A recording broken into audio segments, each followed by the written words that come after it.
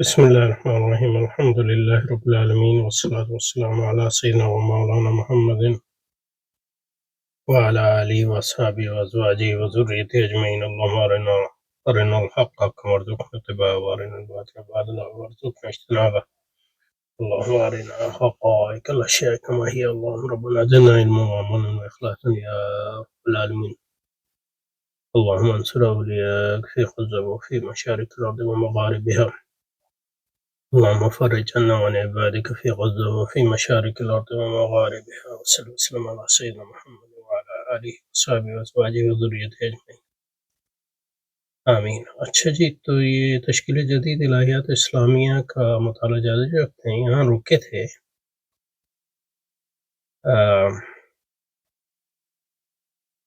آغاز میں ہی ہیں پہلے خطبے کے، اس کو جاری رکھتے ہیں انشاءاللہ. تو یہاں سے پیچھے سے ذرا چلتے ہیں، یہ کر لیا تھا.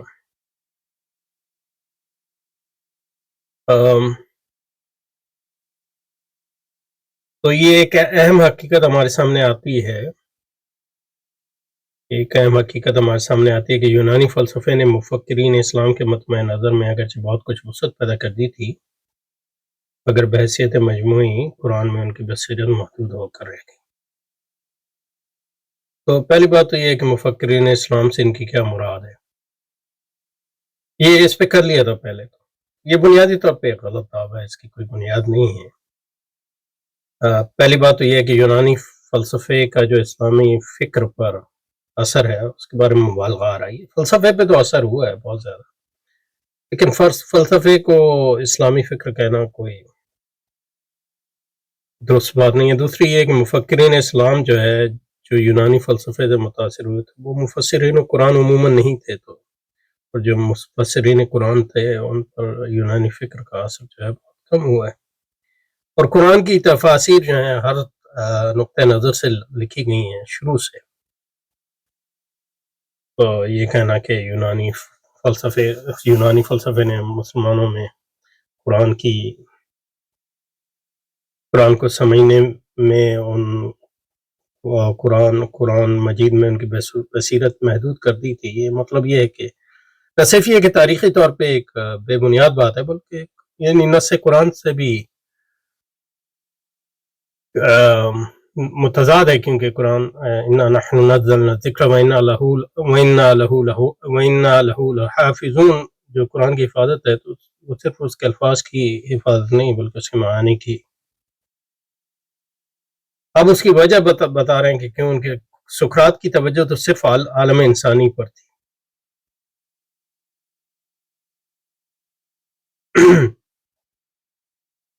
اب سقراط کے بارے میں تو ہمیں سقراط نے کتابیں تو چھوڑی نہیں ہیں، تو اس کے بارے میں جو کچھ ہمیں پتہ ہے اس کے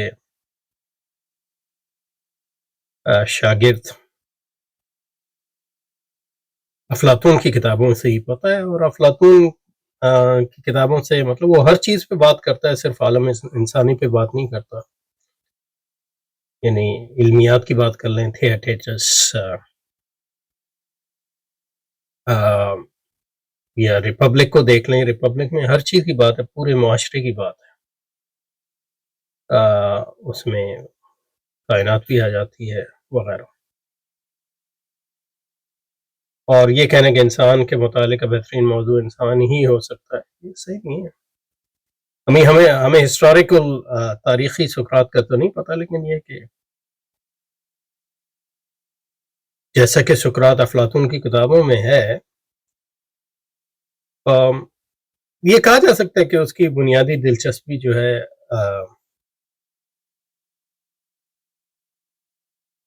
عملی امور سے تھی، یا جس کو لوگ مورالٹی کہتے ہیں، اخلاقیات سے تھی یا معاشرے سے تھی.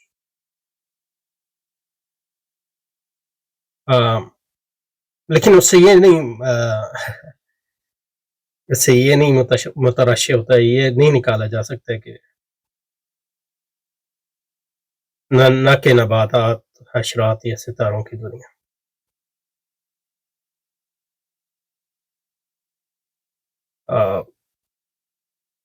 تو کوئی صرف اگر مان بھی لیں کہ اس کا موضوع صرف انسان تھا، تو اس کا مطلب یہ نہیں ہے کہ وہ نباتات کو یا حشرات کو یا ستاروں کو جو ہے درخور اعتنا نہیں سمجھتا تھا. تو اس کے شاگردوں اور اس کے شاگردوں کے شاگردوں نے ان تمام موضوعات پہ بات کی تھی. اب ارسطو نے نباتات پہ کام کیا، حشرات پہ کام کیا، ستاروں پہ کام کیا، افلاطون نے بھی ان چیزوں پہ کام کیا، اس کے شاگردوں نے بھی. تو یہ بالکل مطلب یہ ہے کہ غیر تاریخی بات ہے. اور نہ وہ اگر اس بات کو مان بھی لیں تو اس سے وہ جو علامہ اقبال نتائج نکالنا چاہ رہے ہیں، میں اس لحاظ سے آپ یہ بھی کہہ سکتے ہیں کہ قرآن کا موضوع بھی انسان ہے، اور انسان کی ہدایت کے لیے آیا ہدی للمتقین. اور قرآن جو نباتات اور حشرات یا ستاروں کا ذکر کرتا ہے وہ انسان کے لیے ہی کرتا ہے، نہ کہ دی ادر وے اراؤنڈ. تو جو بھی علامہ اقبال یہاں بات کر رہے ہیں اس کی کوئی خاص بنیاد نہیں ہے. مگر سقراط کی توجہ صرف عالم انسانی پر تھی. اس کے نزدیک انسان کے متعلق بہترین موضوع انسان ہی تھا، نہ کہ نباتات اور حشرات یا ستاروں کی دنیا. مگر اس سے کس قدر مختلف ہیں قرآن پاک کی تعلیمات. ظاہر ہے قرآن پاک کی تعلیمات مختلف ہیں ان معنوں میں کہ مطلب یونانی بت پرست تھے، اور سقراط کے بارے میں کہا جا سکتا ہے کہ وہ عقل پرست تھا. قرآن تو خدا پرستی کے لیے آیا، تو تعلیمات تو مختلف ہیں. لیکن اس سے جو ہے علامہ اقبال کی بات ثابت نہیں ہوتی، کیونکہ جو فیمس ہے اس بات کا، جس قضیے پہ بات جو ہے وہ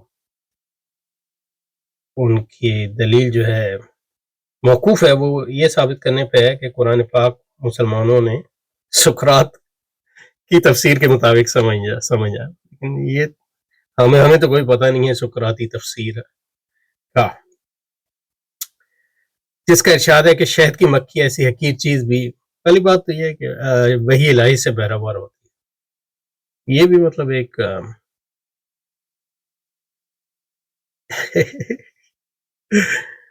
وحی الہی سے بہرہ ہوتی ہے، یعنی یہ ایک مطلب مسلیڈنگ بات ہے، کیونکہ یہاں وہی جو ہے اس کے لغوی معنی میں استعمال ہوا ہے. انگریزی اصل میں جو ہے وہی استعمال نہیں ہوا ہے، لیکن کہہ رہے ہیں Socrates concentrated his attention on the human world alone. To him, the proper study of man was man and not the world of plants, insects and stars. How unlike the spirit of the Quran, which sees in the humble bee a recipient of divine inspiration. تو مطلب یہ ہے کہ وہی مطلب یہ ہے کہ شہد کی مکھی بھی مخلوق ہے اور انسان بھی مخلوق ہے. تو اس لحاظ سے یہ قرآن کی بنیادی تعلیم ہے کہ دونوں مخلوق ہیں اور دونوں اللہ کی ہدایت کی محتاج ہیں. اللہ مکھی کو ہدایت ایک طرح سے دیتا ہے، وہ جبلتوں کے ذریعے. تو وہی سے یہاں مراد جو ہے جبلتیں ہی ہیں. اور انسان کو جو ہدایت دیتا ہے وہ جبلتوں کے ذریعے بھی دیتا ہے، اور پھر رسالت بھی بھیجتا ہے، اپنا پیغام بھی بھیجتا ہے. تو وہاں وہی جو ہے بالکل مختلف معنوں میں which sees in the humble be a recipient of a divine inspiration and constantly calls upon the reader to observe the perpetual changes of the winds, the alterations of day and night, the clouds, the starry heavens, and the planets swimming through infinite space.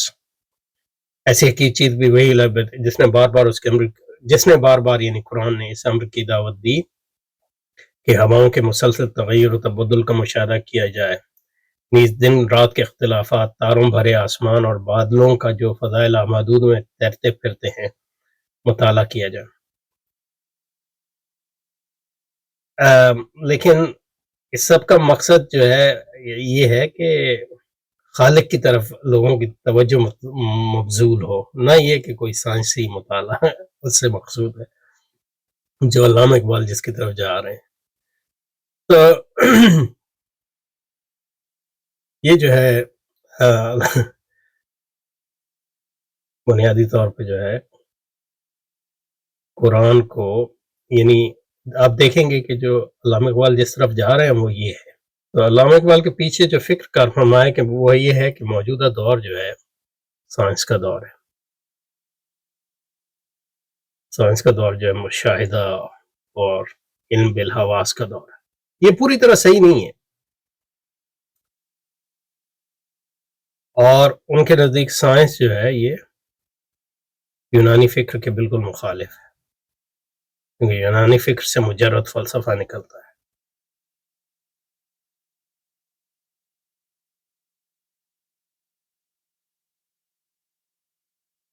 اور جو سائنسی انقلاب آیا وہ یونانی فکر کے سے بغاوت تھی ایک طرح سے. اور وہ یہ کہیں گے کہ یہاں جو قرآن کا بھی جو مقصد ہے اور قرآن کی بھی جو روح ہے وہ بھی سائنسی ہے، اور اس روح کو مسلمانوں کے ہاں پرورش اس لیے نہیں ہوئی، وہ یونانی فکر کے اثر میں آ گئی تھی. تو آج جو کرنے کا کام یہ ہے کہ وہ اس یونانی فکر سے چھٹکارا حاصل کیا جائے اور قرآنی روح کی طرف جو ہے رجوع کیا جائے. اور قرآنی روح جو ہے اور جدید سائنسی روح ایک ہی ہیں. تو اس لحاظ سے قرآن اور جدید سائنس ایک ہی پیغام دیتی. تو مسلمانوں کو قرآن کو دوبارہ پڑھنا چاہیے سائنسی روح کے ساتھ. اسی سے مسلمانوں کی جو ہے دنیا میں دوبارہ غلبہ ہوگا اور برتری قائم ہوگی اور اسلامی تہذیب کا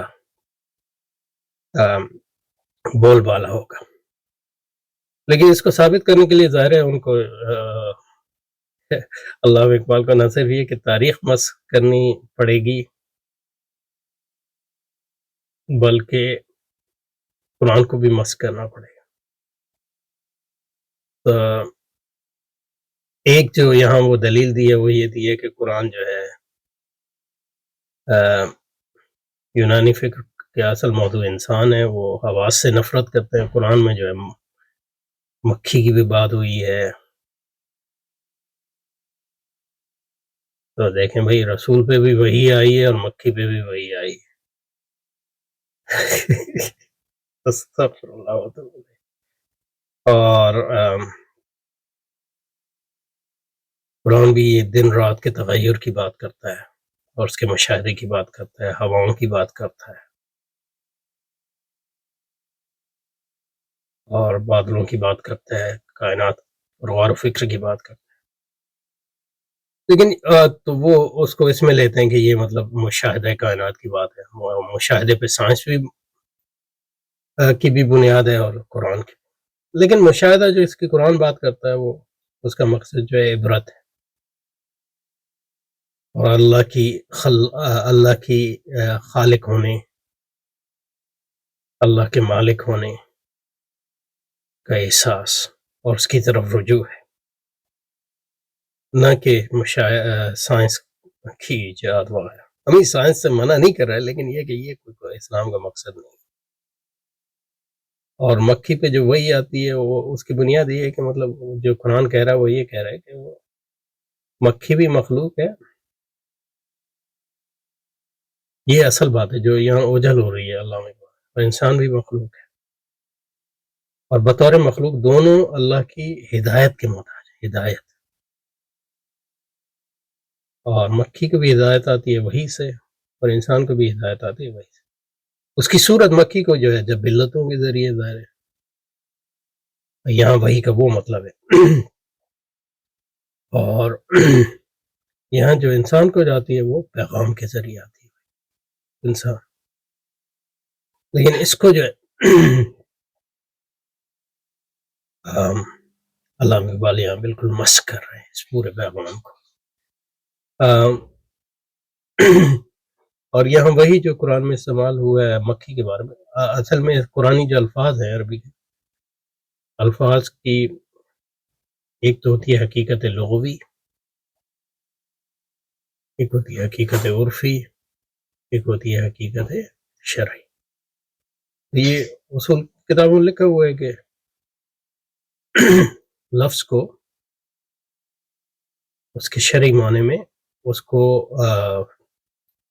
شرعی معنی میں اگر شرعی معنی مراد ہو، اگر یا